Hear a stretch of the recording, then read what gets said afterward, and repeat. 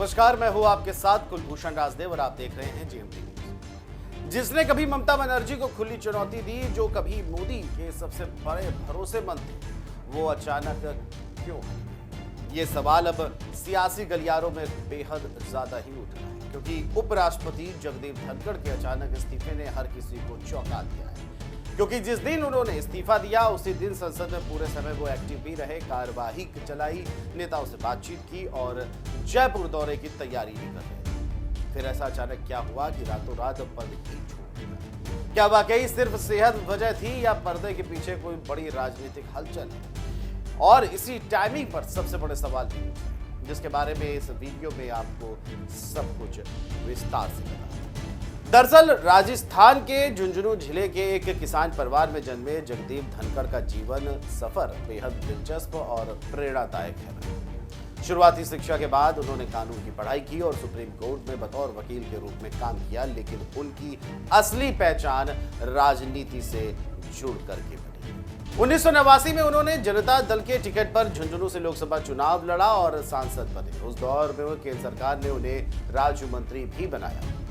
बाद में जनता दल के टूटने पर उन्होंने कांग्रेस का दामन थामा और 1993 में राजस्थान की किशनगढ़ विधानसभा सीट से वो विधायक भी बने। हालांकि कांग्रेस में उनका सफर लंबा नहीं चल सका और फिर उन्होंने बीजेपी से जुड़कर सक्रिय राजनीति में वापसी। बीजेपी से जुड़ने के बाद धनखड़ का कद लगातार बढ़ा। उन्हें 2019 में पश्चिम बंगाल का राज्यपाल बनाया गया, जहां उनका ममता बनर्जी से लगातार टकराव खबरों में बना रहा। ममता सरकार के खिलाफ उन्होंने कई बार संवैधानिक मर्यादाओं का हवाला देते हुए केंद्र सरकार के पक्ष में सख्त रवैया अपनाया और इसी छवि के चलते 2022 में मोदी सरकार ने उन्हें एनडीए की तरफ से उपराष्ट्रपति पद का उम्मीदवार बनाया। उन्होंने विपक्ष की उम्मीदवार मार्गरेट अल्वा को बड़े अंतर से हराकर देश के 14वें उपराष्ट्रपति का पद संभाला।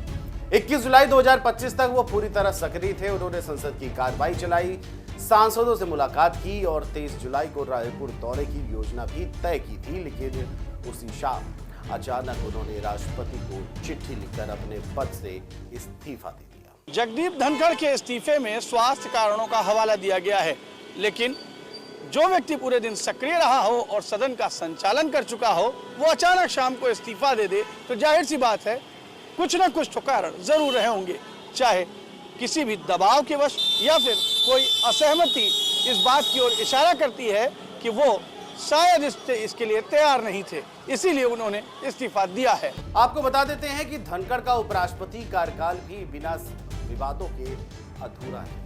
दरअसल उनका विवाद रहे। दिसंबर 2024 में विपक्ष ने उनके खिलाफ इतिहास में पहली बार अविश्वास प्रस्ताव लाया। 60 सांसदों के हस्ताक्षर वाले इस प्रस्ताव में उन्हें पक्षपातपूर्ण रवैये का दोषी ठहराया गया था। हालांकि प्रस्ताव तकनीकी कारणों से खारिज हो गया, लेकिन एक बड़ी राजनीतिक दरार का संकेत जरूर दे गया। इसके अलावा धनखड़ ने न्यायपालिका की सीमाओं को लेकर के भी कई बार तीखे बयान दिए। उन्होंने खुले मंचों पर कहा कि संसद सर्वोच्च है और न्यायपालिका को अपनी सीमाएं नहीं लांघनी चाहिए। इससे कई बार उनके बयान विवादों में आ गए। वहीं राजनीतिक अगर जानकारों की माने तो जगदीप धनखड़ का इस्तीफा कोई सामान्य निर्णय नहीं है। एक चुप विद्रोह हो सकता है, एक ऐसा विद्रोह जो उस सिस्टम में हुआ हो जिसमें संविधान की बातें तो होती हैं, लेकिन शायद व्यवहार में कुछ और ही चलता है।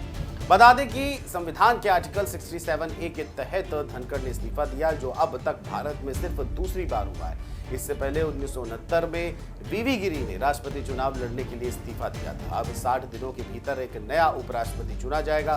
फिलहाल हरिवंश नारायण सिंह कार्यकारी सभापति की भूमिका में रहेंगे। जगदीप धनखड़ का इस्तीफा एक गहरी सियासी हलचल के संकेत हैं, जहां एक तरफ जब सिद्धांत और कुर्सी का अहम टकराता है तो जाहिर सी बात है इस तरीके के निर्णय सामने आते हैं।